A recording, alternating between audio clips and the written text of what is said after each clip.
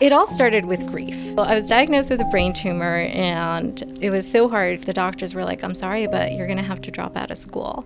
Marly is now the CEO of Med Companion LLC and has journeyed from homelessness to leading a company focused on transforming patient care. I called my dad, and he shows up, and I'm like surrounded by all my rejection letters.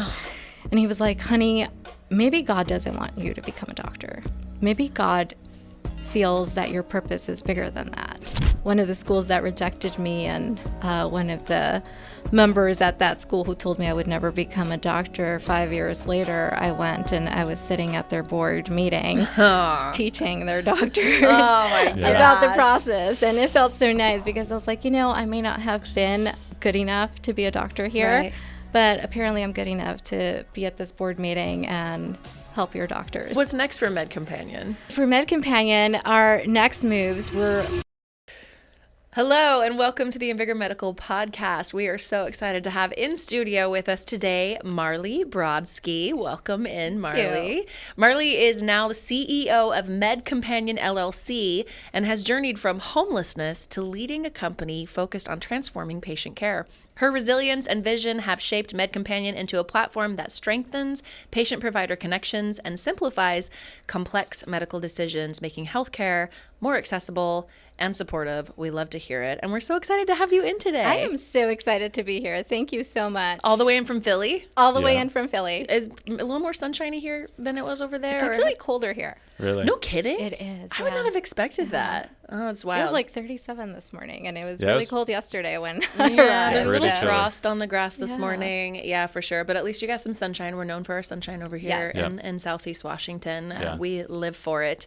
But I'm really excited for the conversation today.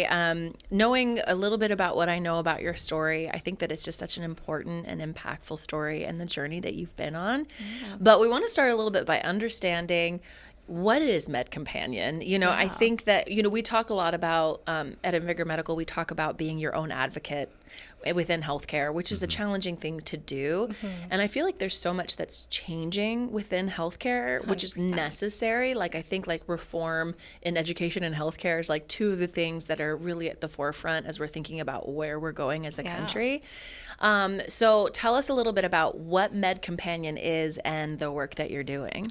Yeah, of course. So Med Companion is the business in which we provide a virtual medical companion to attend a medical visit with patients through our app that we have created and be there with the patient during their most vulnerable times and listen, advocate, and document on their behalf so the patient can walk away with understanding and empowerment of their health. That is so cool because I'm just thinking for myself, even as like a young adult going to the doctor for the first time, because I grew up in a home that was, very kind of naturopath healing, nutritional healing, which I love and appreciate. And that foundation was incredible, but I didn't have a lot of experience with doctors, hospitals, that side of healthcare. And it is wild to like think about how many times I'm sitting in that chair and like don't really fully understand what's going on and almost feel like embarrassed to ask a question or more than that, challenge a healthcare provider if I think something is not what I want or it's not the right thing or that I'm not being heard.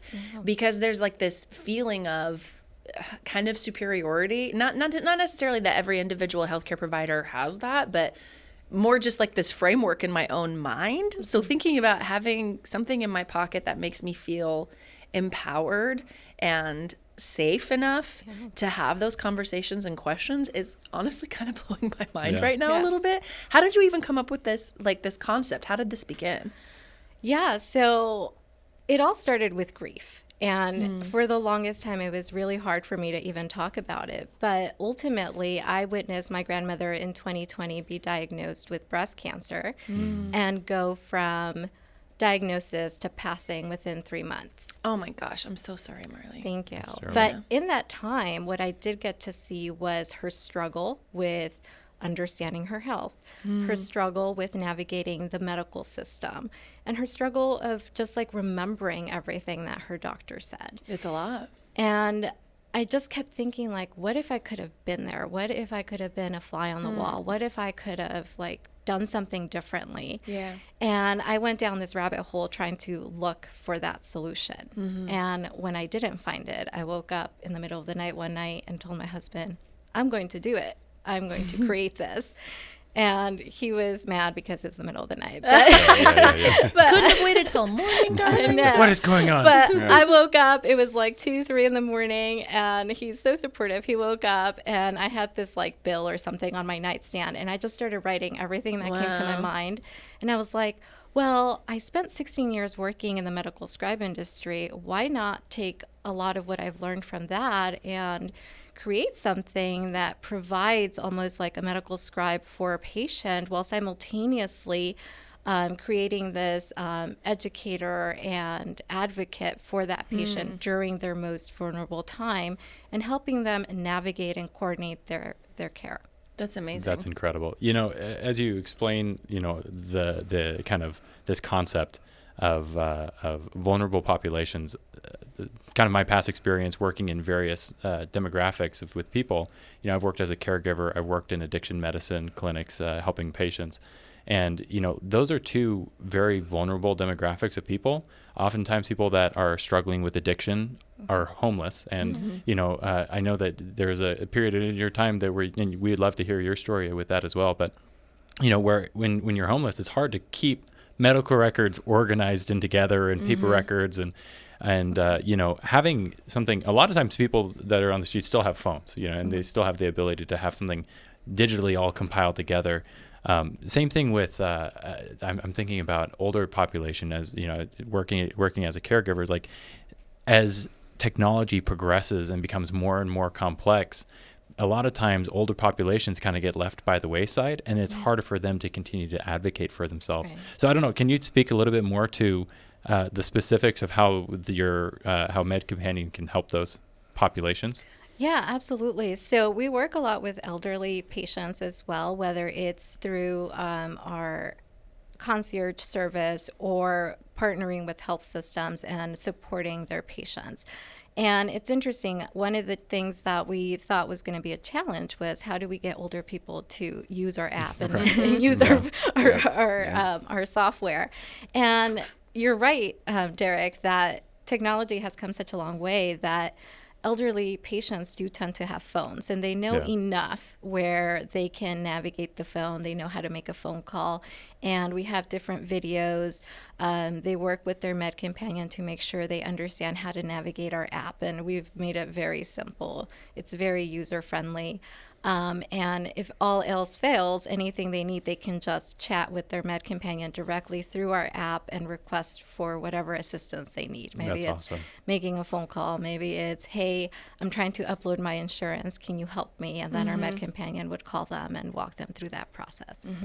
That's incredible. What about even helping like find the appropriate provider for, you know, because I feel like that's another thing is like, what kind of doctor I need to see, you know, seeing like a GP regular once a year versus like a naturopath or a nurse practitioner or a gynecologist or, you know, things like that. Like if going within Med Companion, is there the ability to just say like, here's what I'm experiencing, what I hope to get from healthcare, what should I do?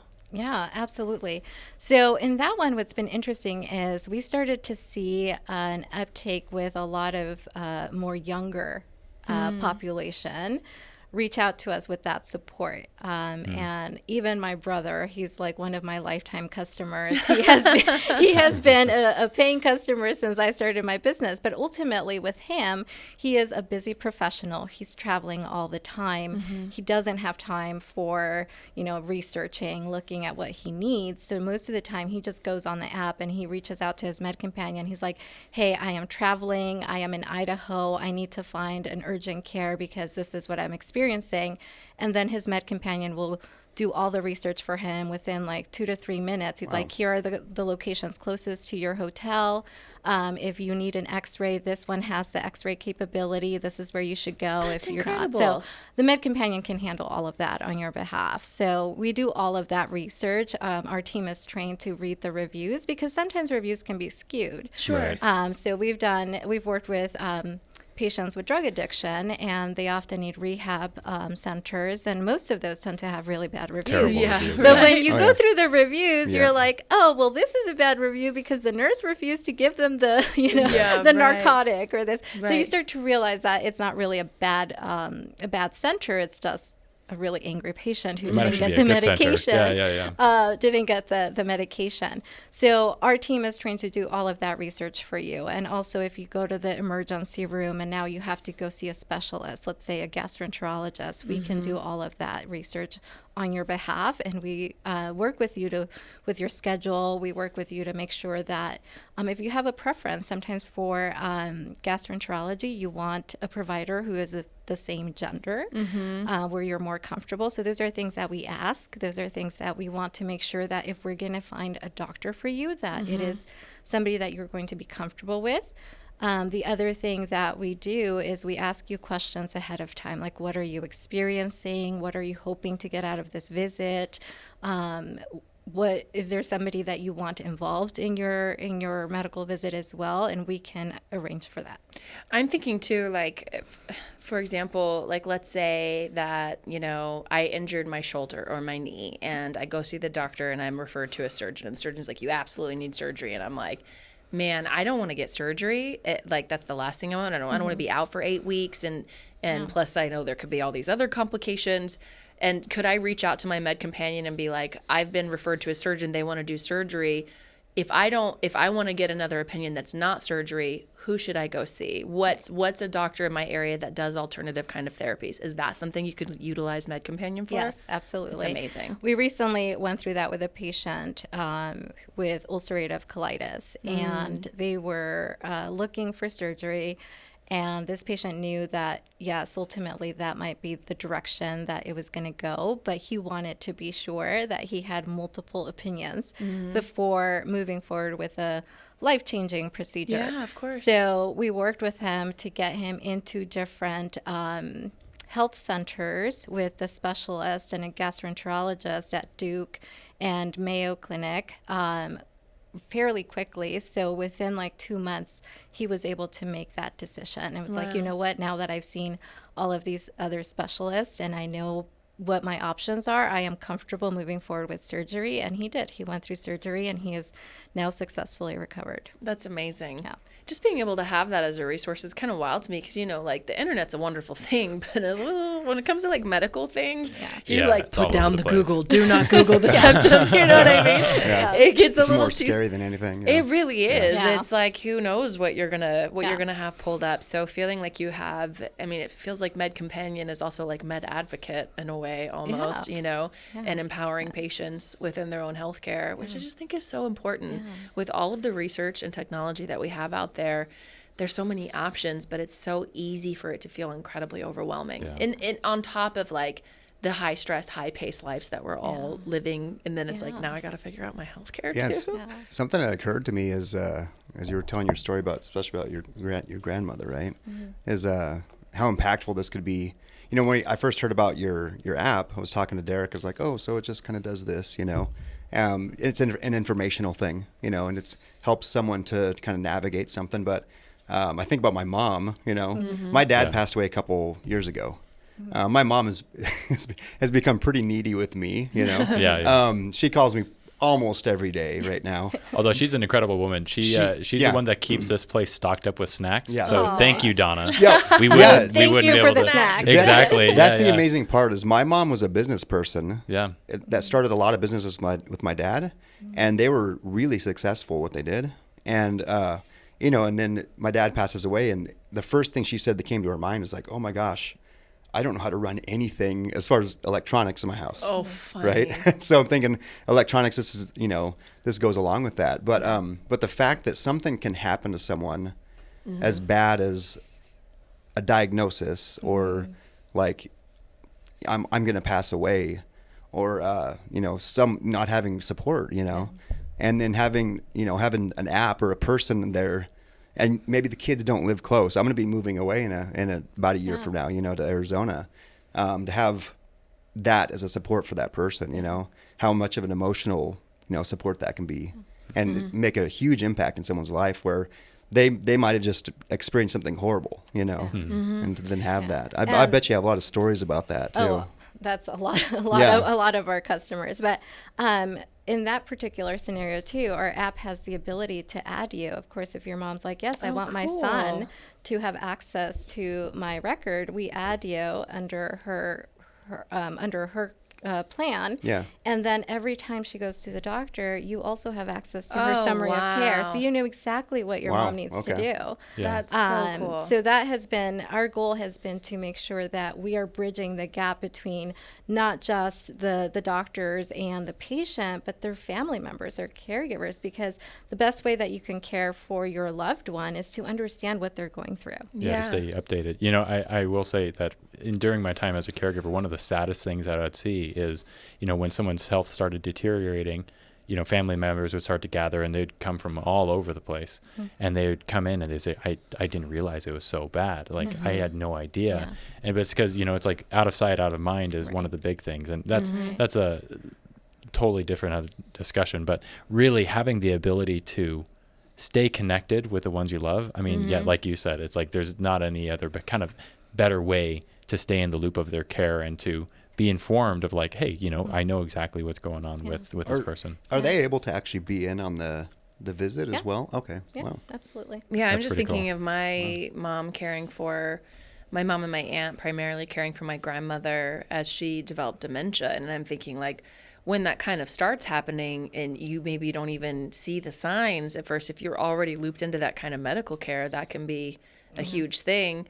And then, I'm thinking about how sometimes it feels like really hard to get any information from a doctor's office. Yeah. Even the patient, even the that's what patient. I'm saying. Even as the patient, kind of, it's kind of interesting because I feel like a lot in healthcare, it's treated a lot like, like a public service, like police or firefighters, you know what I mean? Because it's, doing a really wonderful public service in a sense, but it's still like a business, right? But at the same time, what you don't always experience is it being like a business where there's like this customer service aspect of like, oh, you're our customer and we want to give you good customer service. You don't always experience that at a hospital or a doctor's office. So when you're like, hey, can you answer this question or can I get this or what? It's not the same as when you go to your CPA or your attorney or whatever, this other service that you pay for, where they're like, they want to keep you as a client and a customer. And so they make sure that you have a great experience. You don't always get that. No. And so then you're trying to ask questions and you're like, why can't I get the answer that I need? And then, which depending on what you're dealing with can be, anywhere from just frustrating to terrifying. Life-threatening, right? And so I'm just kind of blown away by the whole idea of Med Companion. And I love the personal story of like what you experienced with your grandma. I feel like so many of the guests that we've had on that have done really incredible things, it's almost always a catalyst of like some deeply personal experience that they had to be able to offer this kind of, help that they're now offering to the world. And your Med Companion also meets with you ahead of time. So before you have your doctor appointment, we want to talk to you in an environment where you're comfortable, where you're not stressed out, you're not thinking about what if it's this, what if it's that. We want you to be in your most comfortable state. So we're asking like, hey, Natalie, we know you're going to go see your gastroenterologist. What have been your symptoms? What are you concerned about? What are you hoping to get out of that visit? What does your husband have to say about this? Is there anything he's concerned about? So we try to get the whole family involved so that there's better communication. And if you're in your doctor's office and you're stressing, you're forgetting all of your questions, guess what? Your Med Companion did not. So we have that right there. And we can say, oh, by the way, Natalie's husband was concerned about these symptoms. Or he's noticed that the medication she's been on is making her a little sick and wants to know if maybe there's a different alternative or there's a different dosage that might help her better, feel better. And those are all the things, because as a patient, I mean, I've been in both sides. I've been to the doctor's office as a patient, also as a Med Companion or medical scribe in the past. And it's different. When I'm at the doctor's office, I'm there as a patient. I'm stressing out. I'm like one panic attack away from like losing it. And of course, I'm like, oh my God, what are they going to tell me? So it's nice even for me. Like when I go to the doctor, I always bring my med companion too. Like I have people on my team who come with me, or if my kids have to go to the doctor, I bring my team with me because I'm not there as an advocate. I'm there as a concerned mom who might get a diagnosis that she doesn't want to hear. And I have my med companion that reminds me of all the things I need to do. And it's nice to see that collaboration between the patient, the med companion, and the doctors. Yeah. That is incredible. You know, and as you were talking, as Natalie was talking, the thought that kept on coming into my mind is that we're in such a crucial transition right now from health 2.0 to health 3.0.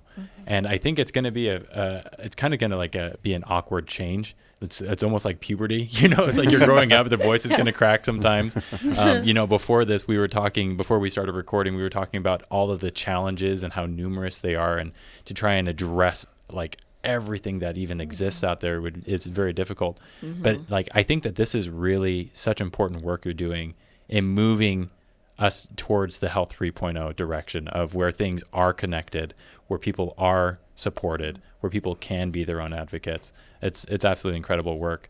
Thank you. I guess the question I have is, you know, like you've built up this amazing network of support for people. How did you get here? Like, you know, we kind of hinted at it at the beginning with the introduction. I want to hear more about your story and kind of like, you know, and as Natalie mentioned in the introduction, you went from homelessness to now you're CEO. Can you kind of give us that it's kind of a rags to riches story, you know? Can you give us a rundown? Yeah. So I think that the entrepreneurial side just runs in my family. My parents growing up had a landscape business company that my dad grew successfully. Originally out of a Honda. Wow. But then as time went on, he had, you know, his trucks and workers. And it was great. It was a very thriving business. But ultimately, again, getting the wrong business partner, making the wrong decisions led us to homelessness. And for 10 years, I would say from like 2001 to about 2010, it was a continuous cycle of, do we have a home? Do we not have a home? Living in hotels, motels, car, and also having a new baby brother that was kind of happened in that whole transition. But ultimately, the thing that got us here was mostly our faith. We're very spiritual people. My dad is a very spiritual person and always driving us to believing that, you know, God is in control and things happen for a reason. And back then I couldn't see the reason. Right. But it was building that resilience to be able to get to where I am today. And also going through like the rejections. I mean, we were talking earlier how I didn't get into medical school. And the one thing I wanted to be was a doctor. That was my dream. I wanted to help people. And back then I also didn't think that was, I couldn't understand why I couldn't be a doctor. And looking back, I'm like, you know, I am helping people. I am living my purpose by helping people at a much larger scale. And once I had this idea, I had just completed an MBA, which was great. I learned all about how to operate a business. I didn't learn anything about how to start one or how to go raise funds or capital or anything like that. So it's been a lot of trial and error. Yeah. You learn from your experiences. When you're a young minority female, it's also a little bit harder because you have to fight a little bit harder to get those opportunities, to get that capital. So that has been a struggle, but with everything, I feel like God has always placed the right people when I needed them the most. And it has been through those connections that I have been able to continue to grow the business. When did you start wanting to be a doctor? Like how early on? Oh my goodness. I was probably like 5 or 6 years old. And what was crazy was that I was also the girl that would faint with blood, but I wanted to be a doctor. I really wanted to be a doctor. So maybe not a surgeon. Yeah. But I used to, like, if we went to the hospital, it was like the moment I walked in, I would faint. Oh my goodness. And everyone would laugh because you're like, yeah, you're going to make a great doctor one day. Am I? And I actually had to work through that. I used to volunteer when I first started high school. I started volunteering at a maternity ward, and I had to convince the manager of the volunteer program. I was like, listen, I faint when I come to the hospital, but I promise every day I'm going to show up after school and I'm going to make it further and further. And she was like, I'll bring my own juice for when I come to. And and I would have my mom wait in the parking lot. I was like, just wait outside. Like, I'll let you know. Oh and she gave me an opportunity and I took it. And I think the first week it was like 5 minutes, and then I would like be on the floor. And my mom would come get me. And then every single time it was just more and more until I got used to it. And I really fought through that. I don't know if it was fear or anxiety, but I really worked through that. And eventually ended up working as a medical scribe in trauma centers and saying incredible things that involved a lot of blood. Yeah. I mean, talk about resilience. Like we say resilience, but like that's some serious resilience. And There's you got to think be about, something deeper to actually really drive that. Yeah. I mean, yeah, it seems to a degree like maybe there is something that's intrinsic and just like who you are. And I have to imagine also that your upbringing, the model that you had and the hardworking, nature of your parents and what they went through, being immigrants, right, from Panama. Yeah. And then also just, the difficult times that you went through. I have to imagine that played a huge role in shaping the person that you are going through. You never want to see your kids go through hard times. I can't imagine how hard it was for your parents to have you and your siblings. You said 3 younger siblings, right? I have 3 younger siblings. 3 younger siblings. You and you're a parent now, so you get it at a much higher level. Like you never want your kids to have to experience that kind of hardship and suffering. Right. Even the hardship my kids are suffering is like nothing in comparison. And I still, I hate to see them go through it, and you want to save them from it. And I think this is such a beautiful reminder for everyone listening of like, what can be on the other side, because those are some serious challenges that wanting to be a doctor and like, I faint, but I'm going to show up every day. Yeah. And then eventually it was 5 minutes, then 10 minutes. Like, that's crazy, Marly, just a little bit crazy, honestly. that is crazy. But also like so cool to just like, the idea of just pushing through. We're living in an age now where I feel like there's so much more awareness around mental health and like owning up to, what we're feeling or what we're struggling with, which is good, but there's another side of that can be damaging, right? Which is where it's just, oh, woe is me, and this is just the way it is, and I can't, somebody help me, kind of situation, which is dangerous versus like, hey, this sucks. This isn't the way it should be. What am I going to do about it? Yeah, and I think for me, it was just like, having gone through homelessness, it's like, I already know what rock bottom feels like. Yeah. So what is stopping me from really achieving what I want to achieve? Mm-hmm. And my parents, aside from our faith and keeping that very strong, it was always a sense of, invest in the things that people can't take away from you, like your education, your skill sets, your character. Those are all things that even if you lost everything tomorrow, you will know exactly how to build it back up. Mm-hmm. So those are the things that I focused on. I've also made sure, because now, like you mentioned, as a parent, I'm like, I don't want my kids to go through that. Mm-hmm. But I encourage them to try things that are scary and things that they fail at every day. And we talk about that. I want them to have a good association with failure, that failure is okay. Failure is how you get better. Yeah. And I always ask them, what did they fail at every single day? I was just going to say, have you heard the creator of Spanx? Yes. That story, yes. She says that her dad always asked them at the dinner table every day, what did you fail at? And like how it just wired their brain to like fail during their day and to be challenged, you know? And I like, that's such a cool mentality. Yeah. I listened to that. I'm like, oh, I ask my kids this all the time, but it's just mostly because like for us, like it was all about failure. Like my parents failed at a lot of things, but we learned so much from that. Like I failed on so many things too. And I learned so much from that experience. And I think it's the ability to fail at something and be like, you know what, it's okay. I'm going to try again. It's not the end of the world. That's amazing. Yeah. And so when it came to school, was it like a struggle for you, you know, given everything you were going through in your home life, or was school like a refuge for you? Like, what was your school experience like? My school experience was mostly like the thing that pushed me forward, because my parents made sure that we had education, and they said, you know, if you get a degree, if you make it to college, which was not something they talked about a lot because we were poor. There was no way we were going to go to college.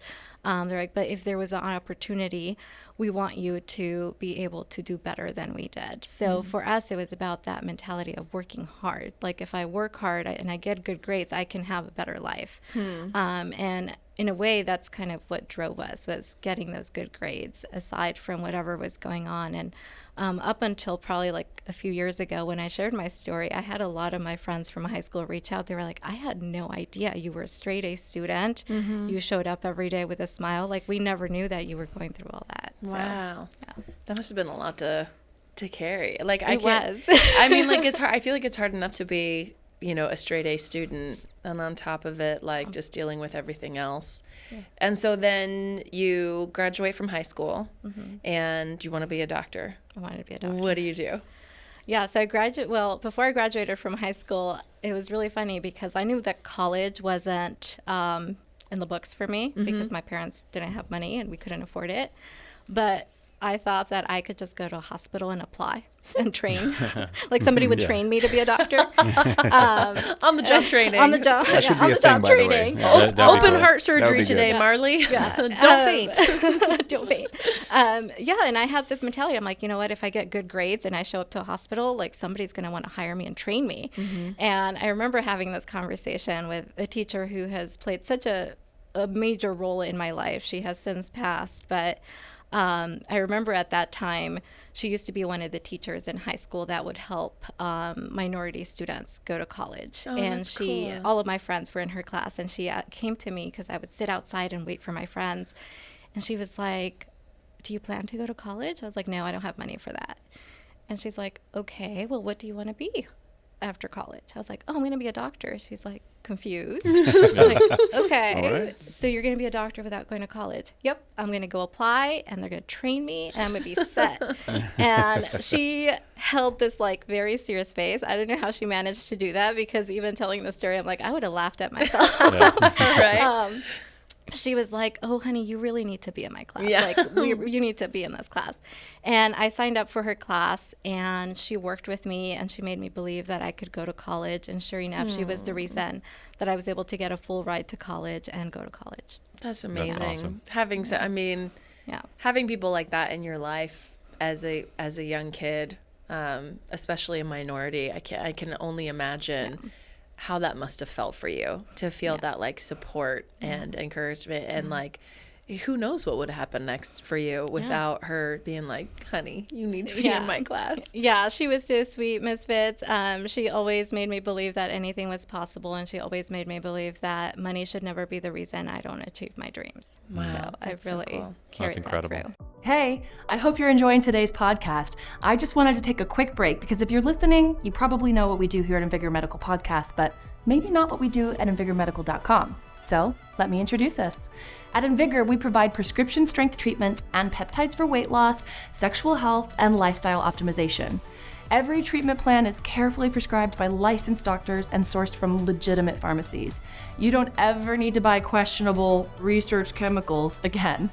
And bonus, as a podcast listener, you get a 10% discount on your first treatment plan with code podcast10 at invigormedical.com. Now, let's get back to today's episode.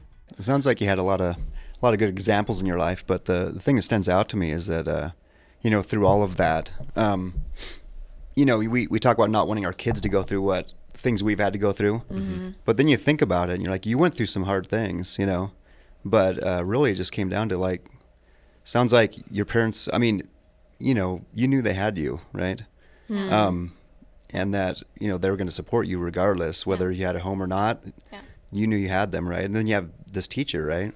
Yeah. And so, I don't know, it's kind of a good example of like why you are who you are today, Mm-hmm. We were talking before this about, struggles we go through and how it affects our brain and how we get through it, and certain things hit us, and then, certain difficulties hit us, and then all of a sudden, we can't get around it. I have to go through it and fix it, but that's kind of what kind of made you today. And so, well, and to tack right onto that, I think that like going through difficult times is all about the people that you have with you in those difficult times. Mm-hmm. And that's so, kind of what I was trying to say. And basically like, when difficult things happen, you want good people with you. And so, it's the Miss Fitzgeralds, and like the team that we have here at Invigor Medical, like I wouldn't want to do this with anybody else. Like it's absolutely incredible to be part of this team and to tackle the challenges that we tackle. And I'm sure you have a great team over at Med Companion as well. Yeah. But with all that being said, here we are. You're not a doctor currently. I'm not. So what happened then? Like you went to college and... Yeah, I went to college and life just seemed to keep challenging me. Yeah. Within a month of starting college, I was diagnosed with a brain tumor. Oh my gosh. And I was so angry. I remember having this conversation with God, like, God, are you serious right now? Like, come on, isn't it my turn? Like, I finally made it. Yeah. And now here I am again.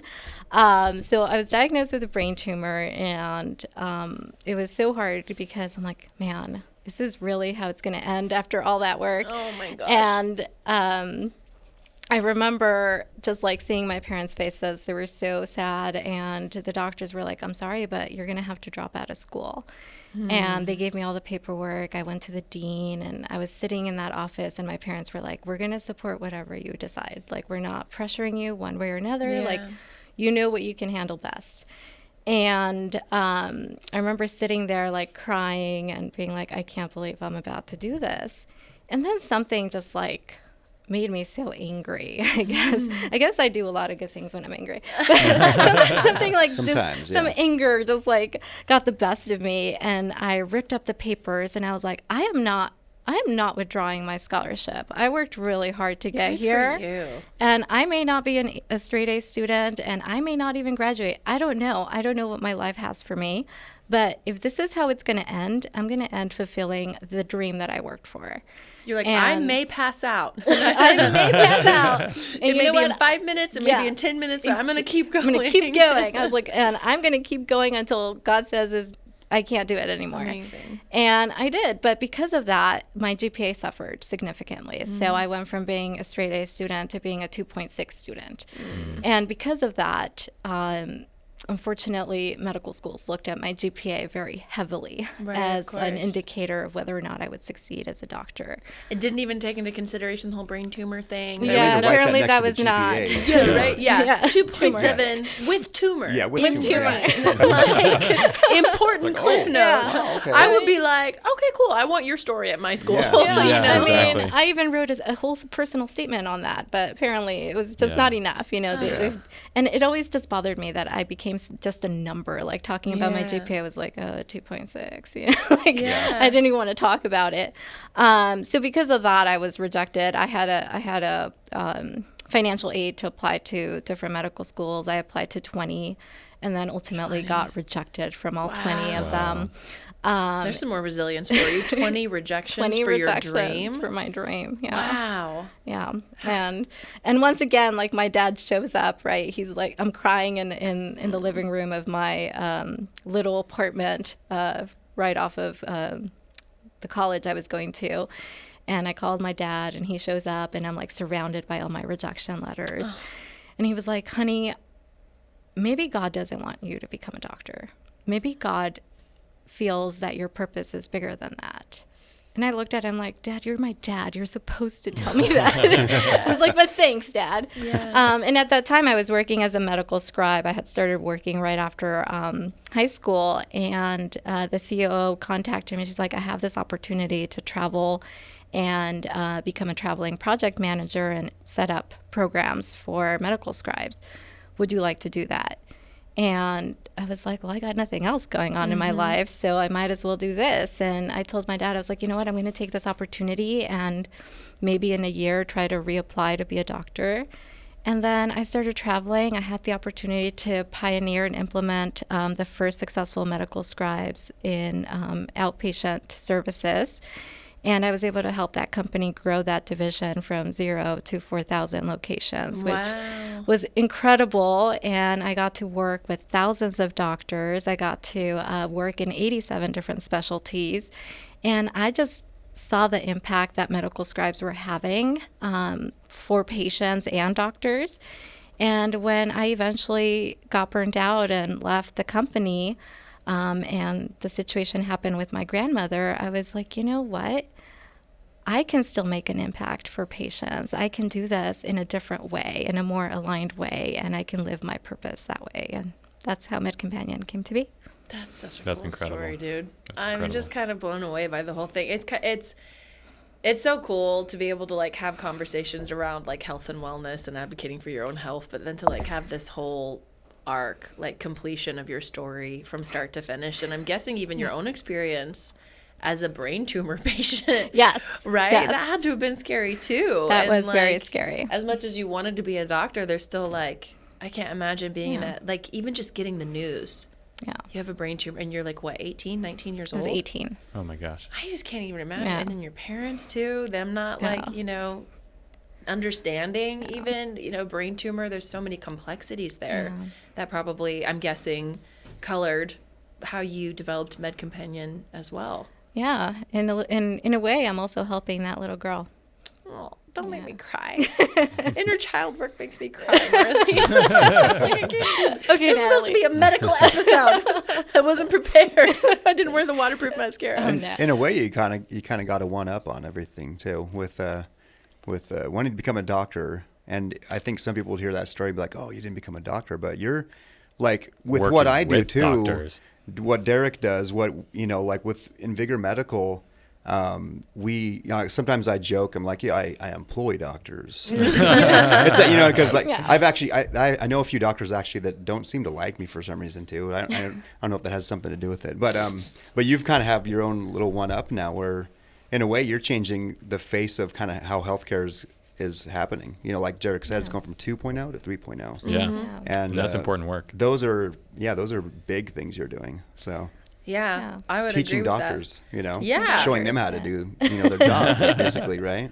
And that's something else you brought up is that you actually train you've trained doctors in your past with, Yeah, when I So- worked as a senior executive with the medical scribe company, I would go help doctors and sit in board meetings to help them optimize their operations through the use of medical scribes and simultaneously provide better quality care for their patients. So I used to train them on documentation and staffing ratios, how to leverage and optimize their services. And I know we were talking earlier how one of the schools that rejected me and one of the members at that school who told me I would never become a doctor, 5 years later, I went and I was sitting at their board meeting teaching their doctors about the process. And it felt so nice because I was like, I may not have been good enough to be a doctor here, Right. but apparently I'm good enough to be at this board meeting and help your doctors. That's a movie scene moment right Such there, a sweet right? moment. Yeah, it felt really nice. So that actually brings up a question in my mind of like, you had to face so many obstacles all the way from when you were a child, probably still facing obstacles now. Coming down to the roots of it though is motivation. There's got to be something really driving you to continue despite the challenges. And we've talked about supporters, we've talked about detractors, we've talked about things that just come completely out of left field. I don't know, like, what do you feel like is the difference between, and is there one that's more important than the other in your opinion of like I'm going to show them, I'm going to show the situation, obviously like I'm going to show my brain tumor that I'm better than this. And when you tear up those papers, is that like, would you say more of the crux of like how you got here, or is it through the support of your family and the people that, obviously it's a blend of both, but like what are your thoughts on that? I think it's more the support and the knowing behind why I am doing all of this, I think is what really drives me. And something that got me through my brain tumor was my dad too, because at the beginning I used to be very miserable and angry about the situation, and I was letting it kind of get the best of me. And I remember my dad telling me, he was like, sweetheart, pain is inevitable, but being miserable is a choice. Yeah. So those words have stuck with me for life, because it's like, it doesn't matter what I go through, whether it's pain, whether it's a setback, whether it's a challenge, like it's always going to be there. But the choice is mine. I can either let it get the best of me, or I can make the best of it. Yeah. And I feel like his words, the support, and I would say like my family, and just knowing my bigger purpose is what drives me. Yeah. That's incredible. Do you have your why clearly defined, like in a statement? Like, I think it's always interesting when people say like, know your why, but like not everybody does. And so I was just curious, since you brought that up, if you're like, or if you could say like elevator speech, like what motivates you, you know? What motivates you? Why you do what you do. Yeah.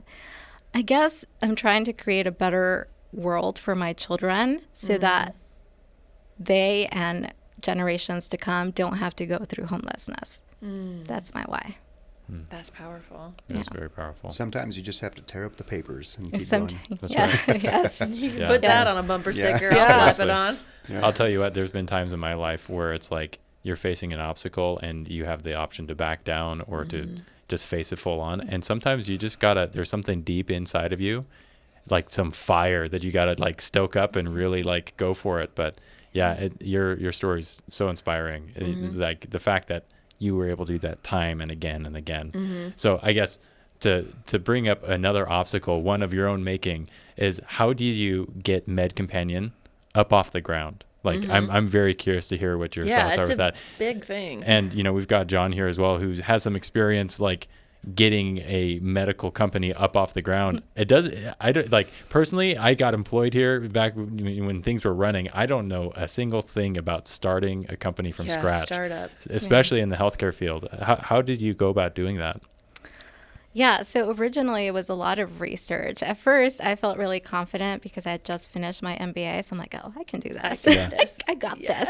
And then afterward, when I started really going through it, I'm like, oh, I don't know how to like register a business. I don't know how to ask for funding or how to do an investor's pitch.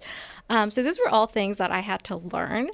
And in that process too, there's a lot of people that take advantage of new startups too. So there's a lot of money that is lost in those early stages because everybody's there to help, but really they're like scamming you. So that was really hard. Ultimately, I did a lot of research on funding. My husband and I had some money set aside just from like me leaving the company and my husband's work and him working extra in order to support that. So we were self-funding everything ourselves. And then ultimately coming across a group that would help with like raising funds, and we were able to raise some funds, and we had that, and we've been able to make that last. I've been really strategic about how the money is used and how we put it back towards the business. And this year I did my first investor pitch, which was probably one of the scariest things I've ever done. I mean, I've gone through all of this in my life, and this is the thing that almost broke me. Oh my gosh. It was like the investors it's your baby. pitch. It's your heart and soul. Yes, it was really, really hard. I felt like Shark Tank. I was literally envisioning Shark Tank. It was crazy. crazy. It was really intense. But after that, we were able to secure a small investor, and that has kept us going. And then now with all the traction, our business is finally where it needs to be and in the direction where I wanted it to be. But it was hard. I mean, there's not a lot of support for startups out there. And even some of the ones that are there to support you aren't always willing to. Like I remember reaching out to like an SBA office, and the lady was so rude. She's like, oh, I give this company 3 months before it folds. And I was like, okay. Jeez. And I went home crying. Harsh. Yeah, Oh it was so my harsh gosh. because I'm like, I thought you guys are supposed to help people. Yeah, no kidding. And I went home in tears, and I remember being like, okay, maybe this is a sign that I shouldn't do this. But my husband's like, no, don't let one person, like you've never let people tell you what you can and cannot do. Don't let this be the person. That was just the brain tumor of your business. Yeah, You're like, pretty absolutely much. not. I'm pushing through. Exactly. Yep, rip the paper. Rip the paper. And I was like, no. And here we are 4 years later, probably one of the best years we've ever had. So That's so cool. Yeah. So what's next for Med Companion? Yeah, so for Med Companion, our next moves, we're launching a brand new concierge service for busy entrepreneurs and professionals. So you mentioned how like your mom is in a different state.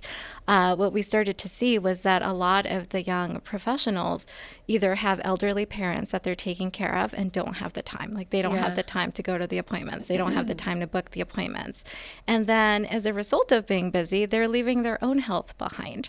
So they're not booking their annual exams. They're not optimizing the insurances that they pay a lot of money for. Yeah. So we're trying to help them get their health back on track, make sure they're utilizing the insurance that they're paying for, and make sure that they're doing all of the preventive care so they can continue to run successful businesses.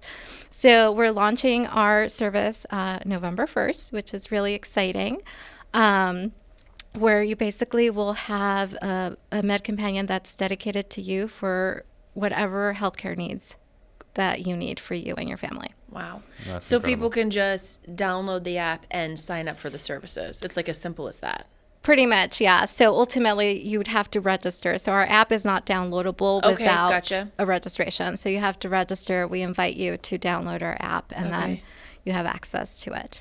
That's wild. I'm just thinking about even for myself and my kids and like managing their appointments and my appointments, which I don't like. I'm like, I could barely get my kids to their appointments. I can't remember the last regular checkup I've done. Yeah. You know what I mean? I'm kind of in the same boat. Honestly, you get so busy, you as an executive, right? You get so busy just working on the business, just keeping things going, that it's like you get home and you're like, okay, let me pour the rest of what I have left for my kids. And then it's like, it's gone. And so we've had insurance for, forever. And it's just like, have I used it? Have I used it once? Have I gone to a doctor's appointment? Have I booked anything? I'm like, man, I haven't. So you're really selling me on. I mean, it's all just money that you're paying and not utilizing. What Exactly. about like monitoring, like, because I know like my friend whose husband is a dentist. I know he's always super busy in November, December, because everyone's like, let me get it all in. And I'm like, I don't even know how much I paid in my deductible. How much left? Is that something that your Med Companion can help you with? Is like, hey, you've already met your deductible. Like, you should go get your teeth cleaned and get your eye exam. All those things because you've like. Is that something that they help manage? Yeah, we help optimize your insurance. So it's like a little Incredible. personal medical assistant. It is. I'll tell you. I what. use it myself. Like bet. before, like the first couple of years I was doing it, and then I was doing all this extra stuff on the side for me and my kids and everything. And I was like, wait a minute. What am I doing? What am I doing? I have a service that does this. So then I passed it on to my team, and now I just get the notifications like, oh, your annual wellness visit is for this date. Your kids' pediatric appointments are for this date. Your husband's appointment is for that. Oh my And I'm just like, awesome. And I just get to show up. That's like incredible. how It's awesome. often are you like walking around in your life like wishing, like, man, I just wish I had a personal assistant. Like, I wish I just had somebody like tell me to do this, tell me to do that. Oh, you're out of this for milk, whatever. Yeah. like. But for your medical care. For your medical which care. Is arguably one of the most important the most things important, that you have. like your health, so that you can keep living and doing all the things that are keeping you busy. Yeah. I'm kind of lucky because my wife is sort of my Med Companion, right? But she's kind of that for like a lot of things. Because I'm sort of, Derek's the same way, kind of ADD, and then I have to focus in. And then once I'm focused, I'm like this. Laser focus. And I can't veer from that. And so, now that it'd be something my wife would love. Oh, I because then it bet. would take a lot of things off of her plate. Yeah. So. Well, and Oh my gosh, I can almost see like now my brain's going. I'm like, man, Med Companion now, Life Companion next. Like I would hire both services. Like put in all the important dates. Hey, Natalie, it's time to blow out your sprinklers, which I forgot about. And like just today, like driving down the road in my subdivision, and like, oh, look at all the pretty water coming out of the. Oh my God, I need to get my sprinklers blown out before it freezes. You know what I mean? Like that kind of thing. I would. go give them crazy both for to it. me. Yeah. Well, and the other thing is like, so I've before I was here, I worked in a lot of different healthcare sections, and like one of the big things is just like getting all of the right paperwork filled out for insurances, the prior authorizations, the LMNs, the letters of medical necessity, the releases of information. Like if you have to do that for every single visit, it's just so much to try to take care of. So the fact that now there's people that are like, hey, we will take care of that for you, that's absolutely incredible. So yeah, and we have our patients fill out a authorization release form, and normally we keep that handy. So when they tell us like, hey, yeah, you can have access to this, or you can give them access, we have that already there. So they fill it out once, and we just keep it there for whenever they need us to use it. that's awesome. So That's you awesome. just go to your website. Yeah, go to our website, medcompanion.com. Okay. Register. Register. All right. it out. Well, Check it should we out. go? Yeah, right now, like we pull. No, I think Pull it's it up, just, Evan. Oh wait, this doesn't Put it work on the like screen that. for me. On the screen. Right. I think that we have the opportunity to interview a lot of really smart people, you know, some even pioneers in their field, you Yeah. know, triple board certified doctors, authors. Like, it's been really cool. But I have to say, this feels like one of the most innovative things that we've talked about on the podcast. We've had a few people that are like innovators, creators, but a lot of times it's kind of just like the same thing, new twist. Yeah. You know, and this, I'm just really blown away. Like, just congratulations Thank you. on Thank like, you. you know, taking that wild hair in the night dream crazy idea, writing those things down, and kudos to your husband for, you know, listening and encouraging. But this, you know, this is something I feel that could, you know, really be revolutionary for the medical industry. And I've been saying for years that healthcare is like so overdue for reform. Yeah. But it's like, it's things like this that really just push that needle forward in changing the healthcare industry. So like, thank you for your work and your dedication to, you know, this seed that God planted in your heart so long ago to be that helper, and all of these experiences that you've been through, and like holding on to that belief that it was meant for something, that it all meant something and was leading you somewhere, and for never letting go of that. Because if you had let go of that at any point in time, this wouldn't be a thing that's pushing the needle forward in healthcare reform. So thank you for your resilience and for pushing through and saying yes over and over again and passing out and getting back up And ripping the papers. That's right. ripping papers. Yeah, woo. Yeah, no, thank you. It's been quite a journey, but I think that everything just kind of led me to this point, and I strongly believe, you know, we can never connect the dots moving forward, but we can connect them going back. So I see how everything connects, and I'm so thankful. My family, my husband, who's been such a great supporter, he keeps me grounded, because if it wasn't for him, I'd be doing a million other projects too. I'm like, I have a very creative, innovative brain, and I feel there's so many things that healthcare needs reform on that I would probably be trying to fix all of them at the same time. So my husband does a good job of keeping me grounded. And then, of course, my family has been like paying members of the service since day one.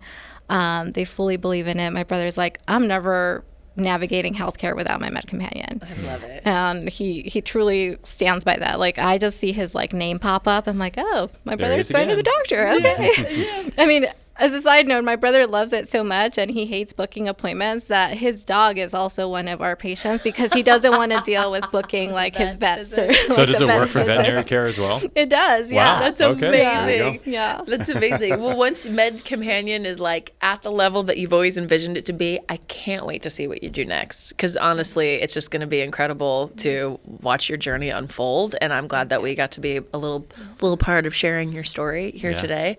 Were there any other follow-up questions that you wanted to get to? I feel like we covered. I think we basically covered everything. Yeah. I guess at the end of the day, Marly, thank you so much for joining our show. It's been an absolute pleasure having you on and talking with you. I guess, I don't know if there's one last thought that you want to share with our audience. I would say, like, with anybody out there who's got a dream or is working on something, I'm just going to quote my teacher, Miss Fitz, like, don't let money be the reason that you don't go after that. Like, I could have said no to a lot of things because I didn't have the money. I didn't have the money to start this business, but I did it anyway. And I feel like once you put your heart into it, the money and God will give you the ways in which to move forward. Any social media that they can get to? Yeah, medcompanion.co. We have a lot of resources that are coming out pretty soon. We have our whole journey that we're documenting on our concierge service. So that's exciting. That's gonna be exciting. Yeah. Thanks for being with us today, Marly. It's really been truly a pleasure. Thank you so much for letting me share this crazy story and relive all of those memories. Yeah. Thank you so much for sharing that. And for those at home, if you enjoyed this episode, please subscribe, hit the like button, follow us on wherever you're listening to this, if you're listening to podcasts. And if you have specific guests that you'd like us to bring on, feel free to comment them down below. And to all of our listeners out there, thank you so much for joining us again. We can't wait to see you next time. Thanks for tuning in to the Invigor Medical Podcast. If you enjoyed today's episode, you can support us by liking and subscribing. Your feedback matters, so feel free to share questions or future episode ideas in the comment section.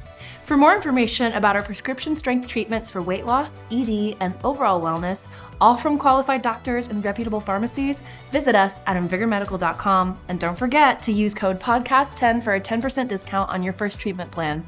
Until next time, stay well.